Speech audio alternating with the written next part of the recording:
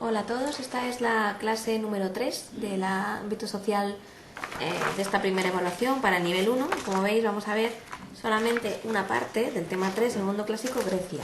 La semana que viene veremos la parte de Roma, ¿vale? Entonces vamos a irnos a la página 35, donde empieza nuestro tema, y vemos que por Grecia antigua entendemos a la región geográfica que se extiende en el mapa que tenemos aquí, en Europa, desde la cuenca más al este del Mediterráneo hasta las costas de la actual Turquía, ¿vale? De lo que sería lo que ahora es Turquía.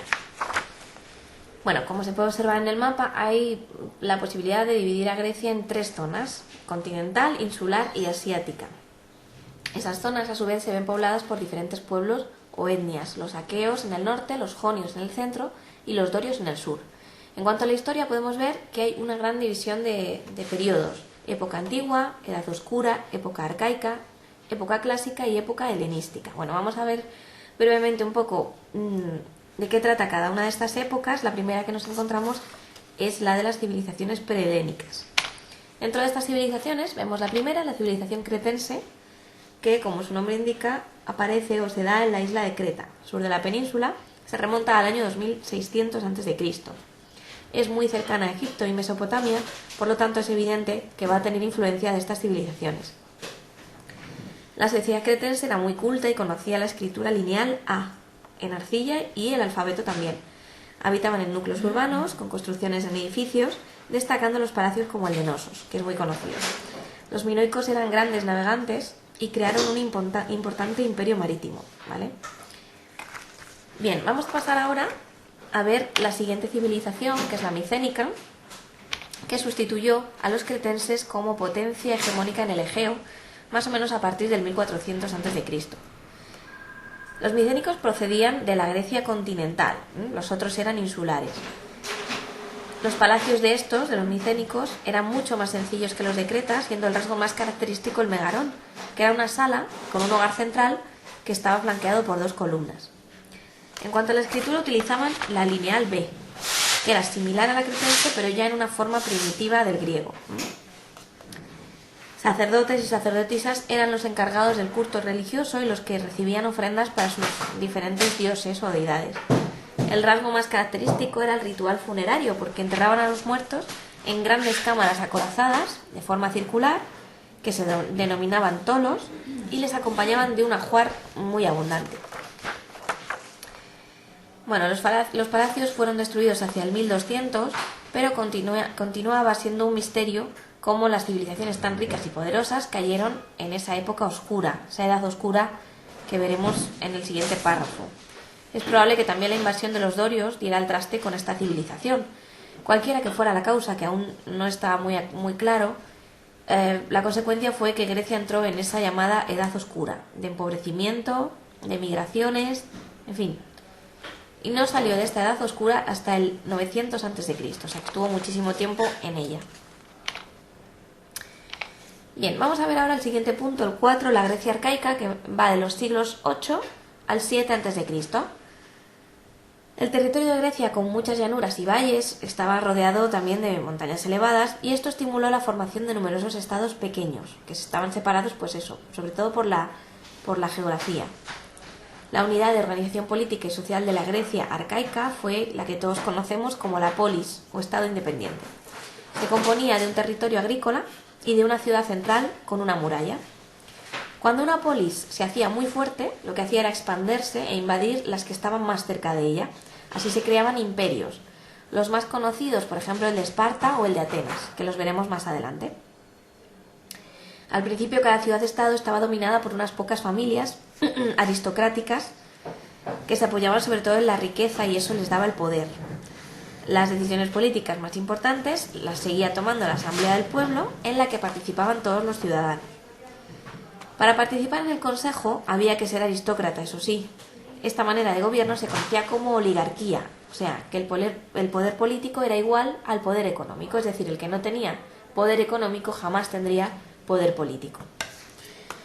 Bien, vamos a ver ahora la siguiente diapositiva, que trata sobre las colonizaciones, que son muy importantes para el imperio griego. A partir del siglo VIII, los griegos comenzaron la colonización comercial del mar Mediterráneo. Fundaron al sur de Italia la Magna Grecia y se establecieron los primeros asentamientos en la península ibérica y el norte de África. A esos asentamientos se les da el nombre de colonias, porque están creadas por emigrantes de una misma polis.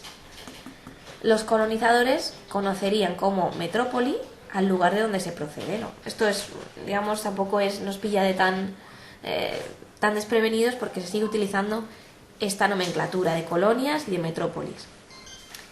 El vehículo colonizador, está claro, fue el mar Mediterráneo, y las causas fundamentales fue la búsqueda, como siempre, de mejores condiciones económicas y sociales. Las colonias eran independientes entre sí, pero sus habitantes mantenían lazos fuertes y se consideraban a sí mismos helenos.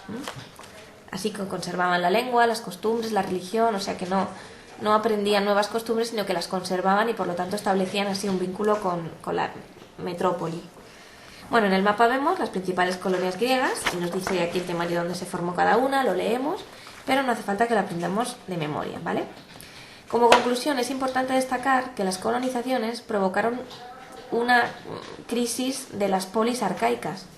Debido al cambio de las bases económicas, se hizo posible el tránsito del poder político de la aristocracia a la democracia. O sea que la crisis económica provocó que la aristocracia perdiera fuerza en favor de la democracia. El pueblo ganó ese poder que luego sería tan importante para Grecia. Dentro de la Grecia clásica, ya estamos en el año 500 al 300 a.C., estaríamos hablando de la época arcaica y destacamos dos ciudades, ¿vale? Dos ciudades-estado o dos polis, como queráis llamarlo. Una es Esparta y otra es Atenas. Esparta, que seguro que conocéis por la película, ¿no? Por la famosa película de 300, estaba situada al sur de la península helénica. Lo vemos en pantalla exactamente dónde está situada. Era la polis principal del pueblo dorio. Era un pueblo, como sabemos, muy guerrero, muy centrado en sí mismo y poco dado a emigrar fuera. Lo que sí se dedicaron era a invadir las ciudades de su entorno, sometiéndolas para crear un imperio más grande. Bien, los espartanos se consideraban siempre una élite dominadora, o sea, formaban un ejército de ocupación y tenían gente o subordinados trabajando la tierra. Ellos, los espartanos, se dedicaban exclusivamente a preparar las guerras. Desde su nacimiento recibían una instrucción militar muy dura y pertenecían al Estado en cuerpo y alma, o sea, directamente estaban al servicio de todas las guerras que surgieran, que eran muchas. También tenían una idea de igualdad muy, muy elevada, imperaba de ellos de modo absoluto, por lo tanto no había clases sociales. Bien, vamos a ver ahora la parte de Atenas, esa otra polis importante. Estaba situada mucho más al norte, en el Ática, también lo vemos en pantalla, dentro de la península helénica, ¿vale? El Ática quedó fuera de las invasiones dóricas y recogió una población que se afirmó como jónica y que no conoció nunca la discriminación étnica.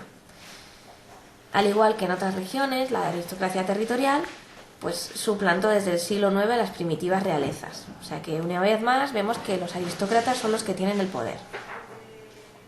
En el siglo VII hay que decir que Atenas aprovechó al máximo el comercio, el resurgir del comercio y de la industria cerámica y se enriqueció mucho a través de ello. Aquí vemos un poquito la historia de Atenas, simplemente la leemos y nos quedamos con que las dos grandes polis que hemos visto, ¿vale? Esparta, que era de origen dórico, guerrera y conquistadora, y Atenas, que tenía una población jónica, comercial y demócrata, ¿vale? Las relaciones que ambas tuvieron generaron, entre otras cosas, guerras o enfrentamientos que vamos a ver a continuación. Por un lado, las guerras médicas. El nombre procede de los medos, que es como se conocía a los persas en la antigüedad, ¿vale? O sea, que quiere decir que son las guerras de los persas. Los persas son pueblos indoeuropeos que llegaron a Asia Menor a finales del segundo milenio y que tomaron el nombre de arios, porque se instalaron en la meseta iraní. Tenemos los mapas en pantalla, ¿vale? En el siglo VI, Ciro forma un gran imperio que su hijo Cambises mantiene, ¿vale? A su muerte, Darío se queda con el mando del ejército y se apodera de las polis griegas. Esta zona se convierte en un lago persa que amenazaba a toda la población jónica y por tanto a la misma Grecia, Darío se vuelve contra la propia Atenas y en la batalla de Maratón, que es muy famosa, el general ateniense Milcíades les infringe una seria derrota. De todas formas, Atenas en Atenas surgen dudas y enfrentamientos políticos, ocasión que aprovecha ahora el nuevo rey de los persas, que es Jerjes. Este es el rey que sale en la película, ¿no?, que todos hemos visto, que os comentaba. Entonces, en el 481, ante la nueva amenaza persa que suponía el rey Jerjes, se reúnen en Corinto los atenienses, los corintios y los espartanos. Van a formar una especie de liga, una especie de acuerdo que se llama Panhelénica o de Delos, ¿vale?, ante ese enemigo o común, claro. A continuación se va a producir la conocida batalla del Paso de las Termópilas, donde el héroe espartano Leónidas, con 300 hombres frente a unos 300.000, imaginaos, se enfrentó a los persas y a su rey Jerjes. Evidentemente, pues no impidió que Atenas fuera tomada y arrasada tras la batalla de Salamina, pero sí que fue una resistencia más que heroica, ¿no?, más que digna. Bueno, tras las guerras, Atenas se convirtió en la dueña del mar Egeo y en árbitro del mundo griego, dando lugar al imperio ateniense, mientras Esparta se reservaba pues un poco la supremacía continental. Otra de las guerras importantes que destaca el temario es la guerra del Peloponeso. Los orígenes inmediatos de esta guerra hay que buscarlos en la ciudad de Corinto, donde se superponían intereses de dos ciudades importantes, Atenas y Esparta. Esparta temía perder el control de los aliados en la zona a favor de los atenienses, y Atenas era una potencia marítima, mientras que Esparta lo era, pero de la tierra. Como casi siempre, las diferencias eran económicas. Entonces, Atenas cometió el error de intentar invadir Sicilia, que era aliada de Esparta, y estos acudieron en su ayuda. Los espartanos acudieron en su ayuda, derrotando a la flota ateniense. Bueno, la victoria espartana liberó a la mayoría de las polis griegas de la tiranía de Atenas, que llamaban, y la mayor parte de estas se vio gobernada por los persas o por oligarquías de Esparta. En la misma Atenas, que recordamos que es la cuna de la democracia, se impuso una feroz oligarquía, la de los 30 tiranos, siendo célebre la ejecución de Sócrates. Es en este momento cuando se le ejecuta, que era el verdadero, digamos, estandarte de la democracia. Bien, vamos a ver la siguiente diapositiva en la página 43, la crisis del siglo IV. La derrota de Atenas pues no ha traído la paz, eso está claro, debido a las duras condiciones impuestas por Esparta. Más tarde, Esparta fue vencida y Atenas reconquistó parte de su antiguo poder, formando una nueva confederación egea. Los principales estados griegos se hicieron más débiles con el final de la democracia, creció la desunión y la desigualdad de las polis. Por tanto, Grecia perdió lo que más había querido conservar, o sea, su libertad y su independencia. Un pueblo que ella consideraba extranjero y bárbaro vendría a darle bajo su mando lo que por sí misma no había logrado, la unidad. Ese pueblo venía de Macedonia. Lo vamos a ver a continuación. Bien, esta diapositiva es importante, el helenismo y el imperio de Alejandro Magno, y vemos por qué a continuación. En el año 359 a.C., el rey Filipo de Macedonia inicia de inmediato una reorganización del ejército y del reino. Su ejército estaba muy bien organizado y conseguía la máxima eficacia. Hablamos de que la famosa falange macedónica contaba con más de 8.000 efectivos provistos de armadura, lo que estaba por encima del resto de sus combatientes, ¿no?, de sus enemigos. Era el ejército más poderoso de la época, prácticamente invencible, como dice el temario. Bueno, Filipo II fue asesinado más tarde en un complot, dejando el reino en manos de su joven hijo Alejandro. Alejandro recibió una educación, se cuenta que muy esmerada, por parte de maestros como Aristóteles, que le proporcionó el carisma necesario para convertirse en Alejandro Magno. Inmediatamente después de acabar con la rebelión e imponer su autoridad, Alejandro pone en marcha el gran proyecto que había iniciado su padre: invadir y conquistar el imperio persa y crear un gran reino en Oriente. Para ello, pues os contamos aquí cómo cruzó el Asia Menor, cómo se fue haciendo con las diferentes ciudades, derrotó a los persas, llegó al borde de Irán, se hizo soberano del reino persa, luego encontró resistencia en la de Darío III. Aquí veis cómo va ampliando sus conquistas, ¿vale? Haciendo campañas y campañas. Muchas veces, como decimos aquí, no tenía ni siquiera administradores para gobernarlas, porque sus propios hombres eran ya insuficientes. Él seguía guerreando, pero no tenía suficientes hombres que dejar en esos territorios, ¿no?, para poder gobernarlos. Tras un intento de motín de su ejército, claro, lo que quería era regresar a Macedonia, ya estaban hartos de guerrear, emprendió el regreso, pero al llegar a Babilonia, pues se supone que de unas fiebres, aunque otras fuentes dicen que fue envenenado, murió a la edad de 33 años. O sea, imaginaos, con solo 33 años había conquistado todo el imperio persa y más allá hacia el este. O sea, había conquistado una parte de territorio que jamás se podría haber imaginado su padre, ¿no? Filipo II. Tras su muerte, sin heredero claro, los principales generales macedonios, que eran sus generales, pues enzarzaron una serie de peleas para repartirse el gobierno de todo lo conquistado, ¿no? Se fundaron 3 dinastías principales, la de Ptolomeo en Egipto, la de Seleuco en Asia y la de Antígono en Macedonia y Grecia. Bien, pues aquí vemos todos los territorios en la página 45. Fijaos la cantidad la extensión de territorio que habían logrado conquistar, y a continuación veis en colores las diferentes dinastías, cómo se repartieron esos territorios. Bien, como sabéis todos, la cultura griega, bueno, pues es muy conocida porque los griegos destacaron en la práctica de ciencias y letras. Por ejemplo, dentro de las ciencias sobresaldrán en matemáticas, por ejemplo, Pitágoras o Arquímedes; en medicina, Hipócrates. Ya sabéis, el juramento hipocrático viene de aquí, en los médicos, por ejemplo. Y en letras también Homero, ¿no? La Ilíada y la Odisea. También, por supuesto, en filosofía tenemos no solo a Sócrates, que le tenemos en pantalla, sino también a Tales de Mileto, a Platón, Aristóteles, en fin, conocidos por todos. Por último hablaremos de la religión griega, que se basa, como sabéis, en una serie de dioses antropomorfos, o sea, que tenían forma humana y también representaban o podían representar a la naturaleza. Lo único que los diferenciaba de los humanos era que eran inmortales y que también eran omnipotentes, ¿vale? Los tenemos en pantalla. Veis que en negro, en color negro, está el nombre del dios griego, y en azul está el nombre del dios cómo le llamaban en Roma, ¿vale? Cómo le llamaban los romanos. Por ejemplo, Zeus para los griegos era el Júpiter de los romanos.